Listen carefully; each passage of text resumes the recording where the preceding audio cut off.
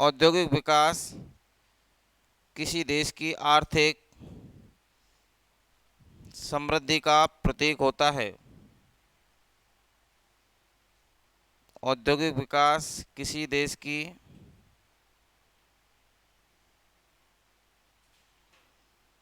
समृद्धि का क्या होता है? प्रतीक। लेकिन राजस्थान में सर्वाधिक औद्योगिक इकाई वाला जिला। राजस्थान में सर्वाधिक औद्योगिक इकाई वाला जिला।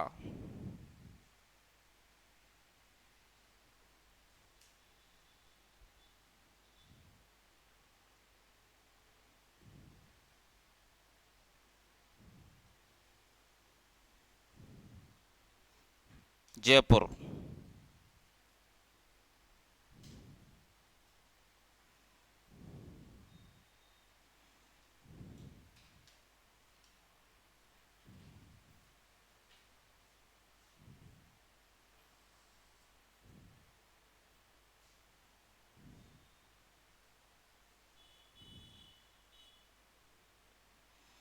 लिखें बी का सबसे कम औद्योगिक इकाई वाला जिला। सबसे कम औद्योगिक इकाई वाला जिला। सबसे कम औद्योगिक इकाई वाला जिला जैसलमेर चूरू। जैसलमेर चूरू। जैसलमेर और कौन से हैं भाई? चूरू। सबसे कम।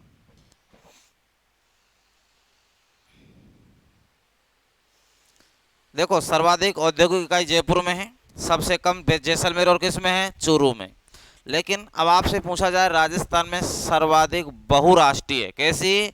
बहुराष्ट्रीय। बहुराष्ट्रीय का मतलब समझ लो, इंटरनेशनल कंपनी किस स्थान पर है? तो आपको बताना भिवाड़ी। क्या बताना है? भिवाड़ी। आपने अखबारों में कई बार नाम सुना होगा भिवाड़ी। और भिवाड़ी कहाँ पड़ता है? अलवर। कहाँ पड़ता है? अलवर। भिवाड़ी दुनिया का सबसे कैसा शहर है? दूषित। भिवाड़ी एक औद्योगिक क्षेत्र है। टपुकड़ा, भिवाड़ी। हमारे वहाँ के छोरे यही है, ठीक है नौकरी लग जाए, ठीक ना लगे तो वो सीधा भिवाड़ी। 35-40 हज़ार रुपये नॉर्मल कोई कंपनी दे ही देती है। घर से आना, घर सुबह टिफिन घर वाले पैक करके देंगे, शाम को बस आएगी वापस छोड़ जाएगी। 3-4 हज़ार रुपये मैंने बोले थे, जब भी 25 तो बचा ही लेते धीरे धीरे करके। तो भिवाड़ी बहुत बड़ा औद्योगिक क्षेत्र है। और भारत राजस्थान में सबसे ज़्यादा बहुराष्ट्रीय कंपनी कहाँ पाई जाती है? भिवाड़ी। और इसी वजह से दुनिया का सबसे दूषित शहर है कौन सा? भिवाड़ी। आपने कई बार सुना होगा जब सर्दियों में धुंध पड़ती है, कोहरा पड़ता है, तो दिल्ली से आने वाली सभी फ्लाइटें क्या कर दी जाती है? रद्द। क्योंकि यहाँ पे प्रदूषण होता है, प्रदूषण से आसमान में क्या हो जाती है? अदृश्यता हो जाती है। ठीक है, तो लिखें सर्वाधिक बहुराष्ट्रीय कंपनी वाला स्थान भिवाड़ी अलवर। सर्वाधिक बहुराष्ट्रीय कंपनी वाला स्थान भिवाड़ी अलवर। सर्वाधिक बहुराष्ट्रीय कंपनी वाला स्थान भिवाड़ी अलवर। भिवाड़ी अलवर।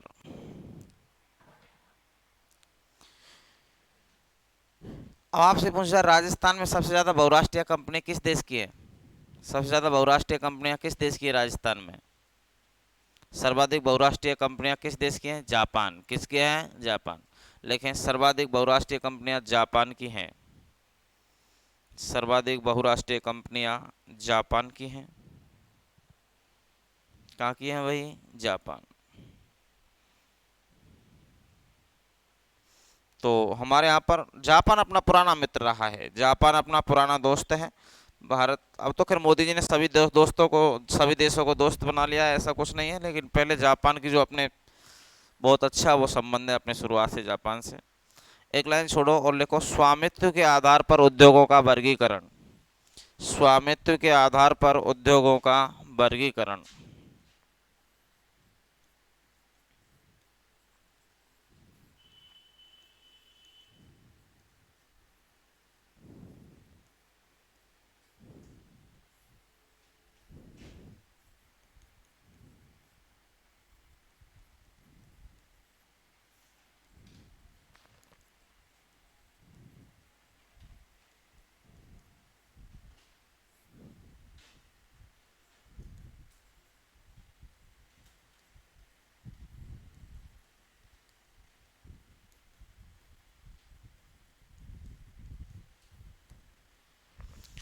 किसके आधार पर लिखो मत, समझो, स्वामित्व के आधार पर। इनकी परिभाषा नहीं लिखाऊंगा मैं आपको, छठी सातवीं क्लास के बच्चे नहीं पढ़ रहे हो आप, कंपटीशन के पढ़ रहे हो, समझना है केवल, ठीक है।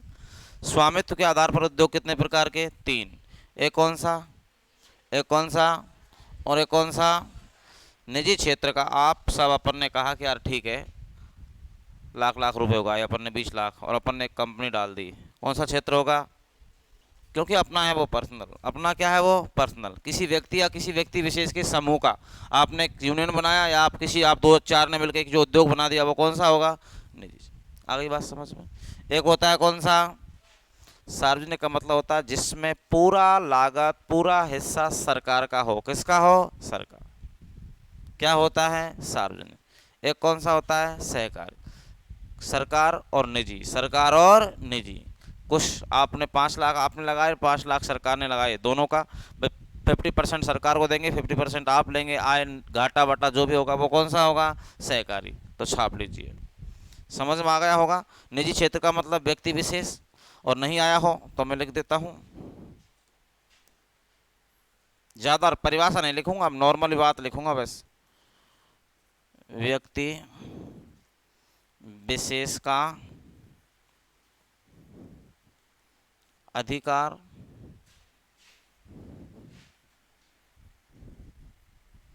पूर्णतः सरकारी,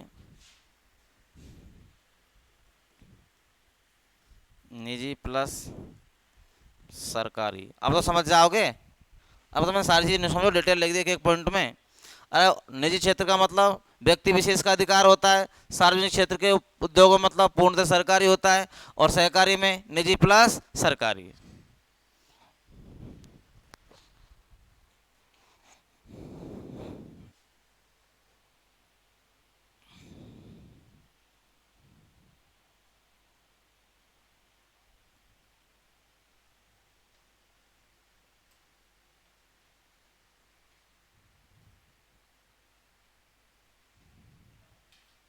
ठीक है भैया जी। अब देखिए अगला वर्गीकरण, ये तो स्वामित्व के आधार पर, अधिकार के आधार पर है, अधिकार के आधार पर है, स्वामित्व के आधार पर। एक तो निजी क्षेत्र के होते हैं, एक सार्वजनिक क्षेत्र के, कौन से? सहकारी क्षेत्र के, ठीक है ना। अब हम अगले पढ़ेंगे कच्चे माल के आधार पर उद्योगों का वर्गीकरण।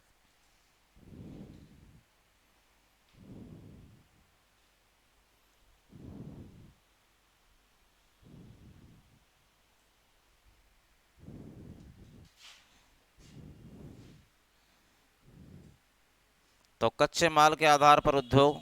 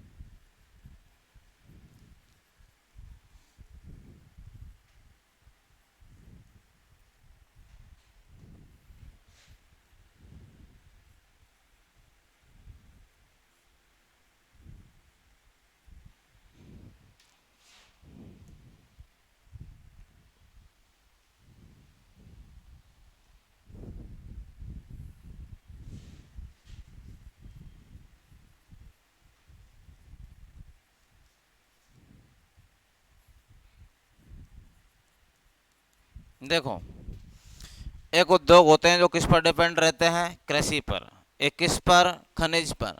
एक कैसे होते हैं? रासायनिक। एक कैसे होते हैं? उर्वरक। और एक कैसे होते हैं? इंजीनियरिंग।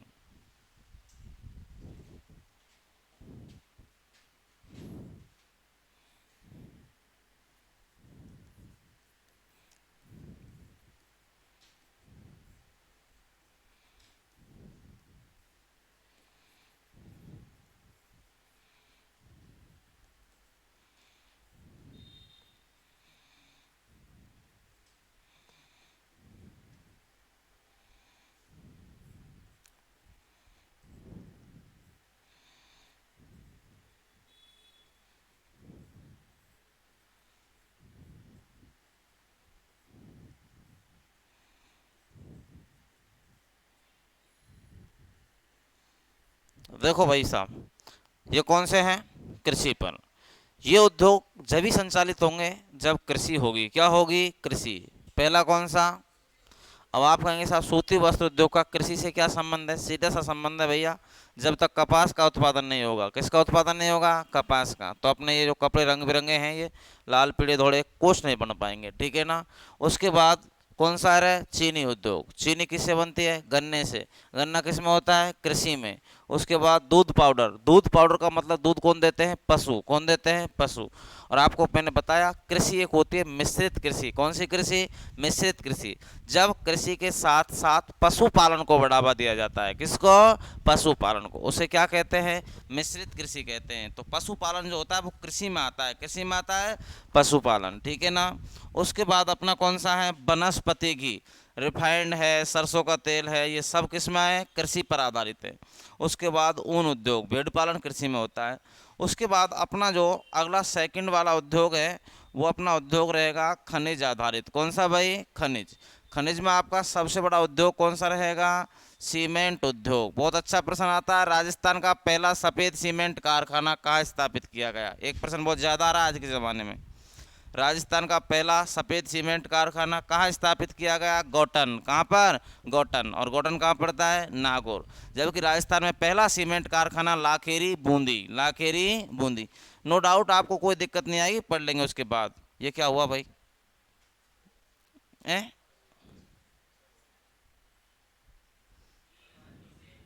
कौन सा दबाना है? ये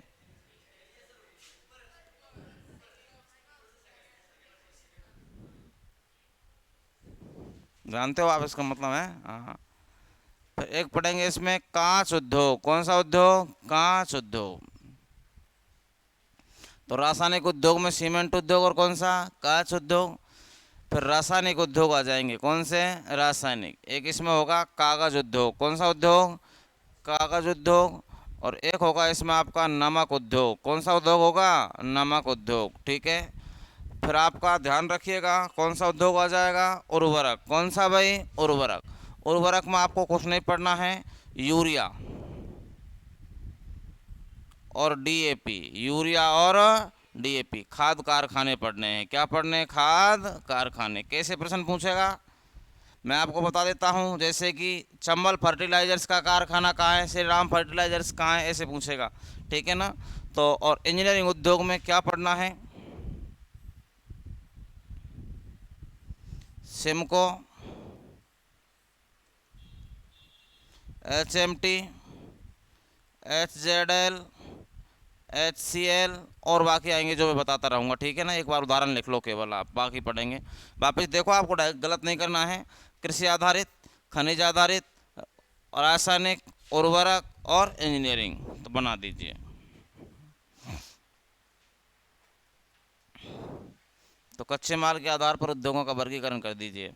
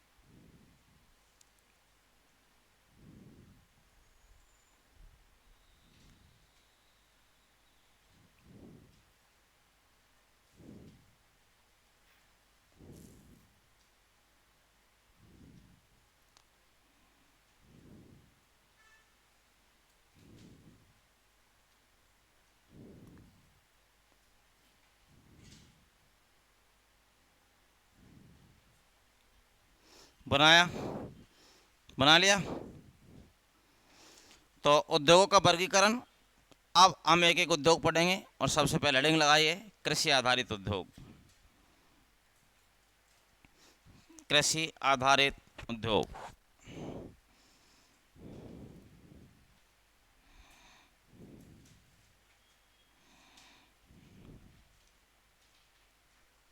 और कृषि आधारित उद्योग में पहला उद्योग लिखेंगे सूती वस्त्र उद्योग। सूती वस्त्र उद्योग। सूती वस्त्र उद्योग पढ़ने से पहले ही आपके प्रश्न स्टार्ट हो जाते हैं। सूती वस्त्र उद्योग पढ़ने से पहले आप जो अपना ये रीट मेंस हुआ था साइंस वालों के जी के पार्ट में एक प्रश्न पूछा गया था।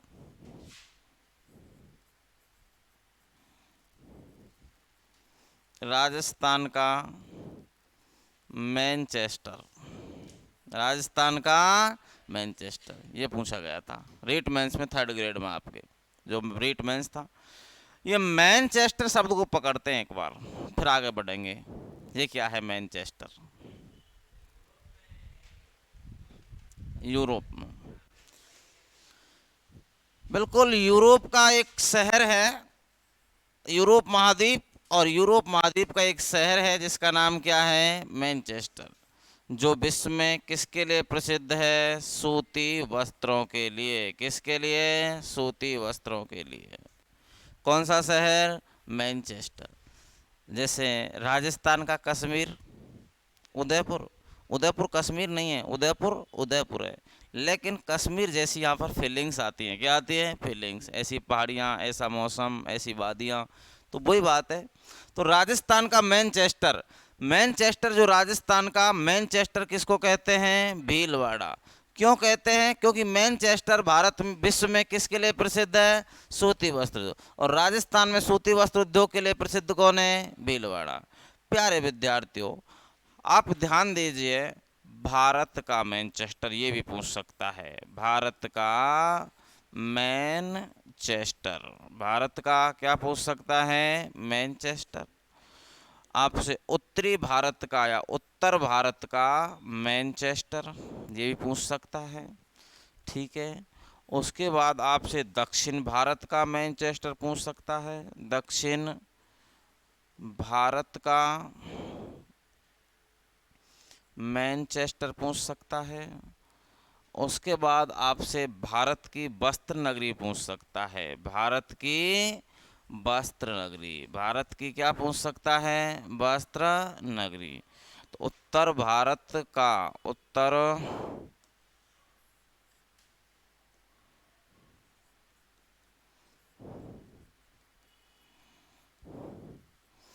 एक शब्द चल रहा है, कौन सा शब्द है? मैनचेस्टर। आज के बाद गलती नहीं करनी है। मैनचेस्टर एक यूरोप में, इंग्लैंड का एक शहर है। इंग्लैंड का क्या है? शहर। पूरे दुनिया में सूती वस्त्र उद्योग के लिए प्रसिद्ध है। तो अब हमारे भारत में कौन कौन सा है? उत्तर भारत में कौन सा है? दक्षिण भारत में कौन सा है? तो आप ध्यान दीजिए प्यारे विद्यार्थियों। अगर बात की जाए साहब भारत का मैनचेस्टर, तो भारत का मैनचेस्टर तो हम किसको कहते हैं? अहमदाबाद। और अहमदाबाद कहाँ पड़ता है? गुजरात। कहाँ है भाई? गुजरात। अहमदाबाद कहाँ है? गुजरात। भारत का मैनचेस्टर किसे कहते हैं? अहमदाबाद। अहमदाबाद कहाँ है? गुजरात। उत्तर भारत का मैनचेस्टर किसे कहते हैं? कानपुर। और कानपुर कहाँ पड़ता है? उत्तर प्रदेश। भैया जी कानपुर से एक प्रश्न और आया था, उसको भी समझ लीजिए, सुन लीजिए। कानपुर है जो गंगा के किनारे बसा हुआ है। कानपुर कहाँ बसा हुआ है? गंगा के किनारे। एक प्रश्न पूछा गया था जब नमामि गंगे कार्यक्रम चलाया गया था। नमामि गंगे कार्यक्रम, नमामि गंगे कार्यक्रम मोदी जी द्वारा 2016 में चलाया गया, गंगा की सफाई के लिए। किसके लिए? गंगा की सफाई के लिए।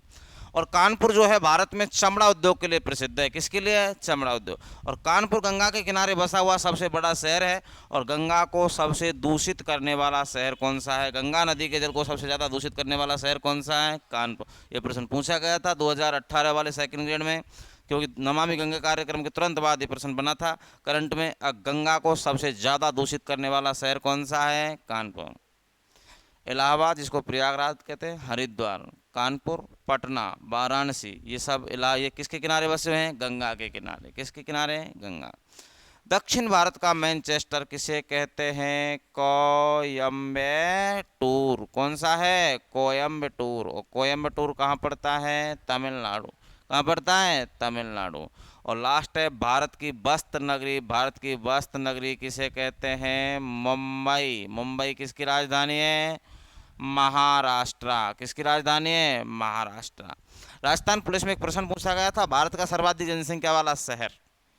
भारत का सर्वाधिक जनसंख्या वाला शहर कौन सा है? मुंबई। प्रश्न ऐसे भी बनते हैं, सब प्रश्नों को घेर समेट के चलेंगे तो अपना दिक्कत खत्म हो जाएगी। तो लिखिए भारत का मैनचेस्टर। अब सॉरी, लिखो विश्व में सूती वस्त्र उद्योग के लिए प्रसिद्ध शहर मैनचेस्टर।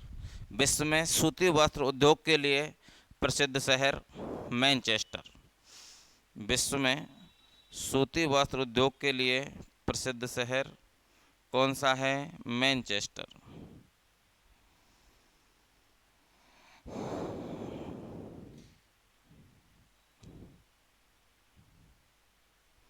विश्व में सूती वस्त्र उद्योग के लिए प्रसिद्ध शहर कौन सा है? मैनचेस्टर। ब्रैकेट में लो यूरोप। मैनचेस्टर कहाँ पड़ता है? यूरोप। मैनचेस्टर कहाँ है भैया जी? यूरोप। ठीक है। लिखें भारत का मैनचेस्टर। भारत का मैनचेस्टर। थोड़े बोरिंग टॉपिक रहेंगे, समझना पड़ेगा।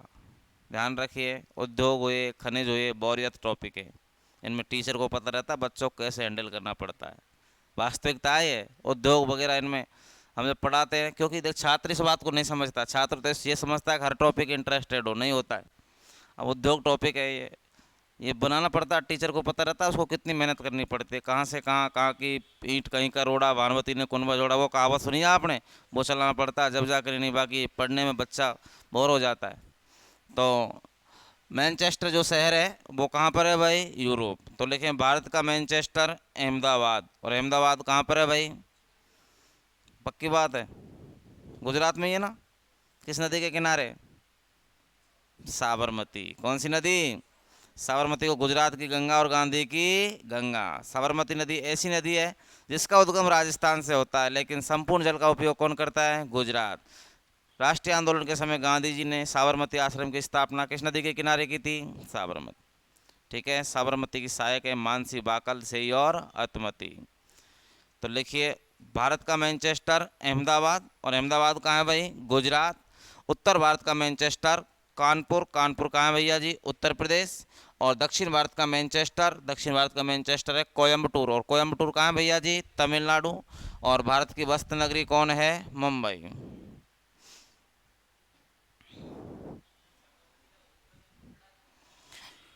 पदराला की पहाड़ियाँ, झाडोल। पदराला की पहाड़ियाँ, उदयपुर जिला, झाडोल। अब कहाँ से होता है वो स्थानीय लोगों को पता होगा, किताबों में पदराला की पहाड़ियाँ दे रखी हैं झाडोल तहसील में।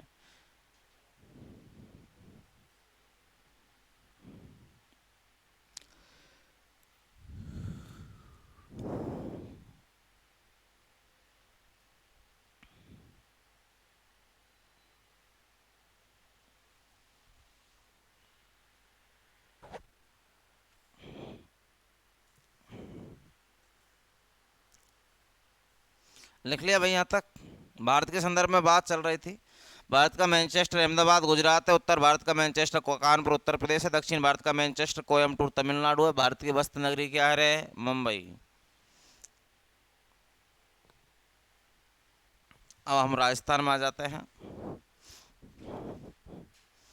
देखिए राजस्थान की वस्त्र नगरी भीलवाड़ा।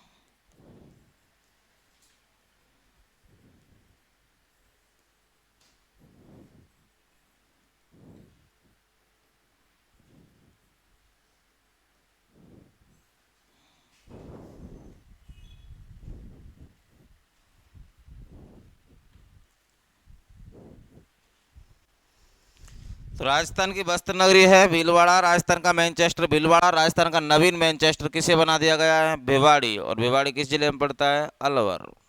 छाप दीजिए भाई।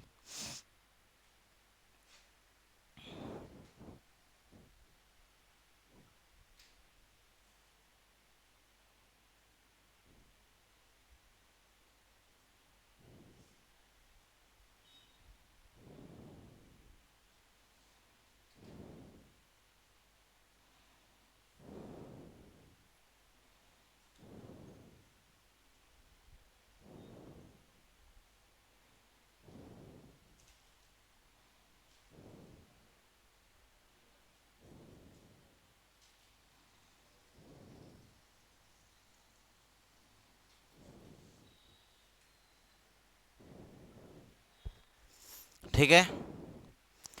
अब भाई बात ऐसी है, अपन ने पिछले पॉइंटों में पढ़ा उद्योग कितने क्षेत्रों में होते हैं? 3, सार्वजनिक, निजी और सहकारी। जब राजस्थान में सूती वस्त्र उद्योग विकसित किया जाएगा और राजस्थान में सूती वस्त्र उद्योग होगा, प्रारंभ होगा राजस्थान में सूती वस्त्र उद्योग का 1889, और आज तक राजस्थान में सूती वस्त्र उद्योग की एक भी मिल सरकार ने स्थापित नहीं की। लेकिन सरकार ने किया क्या?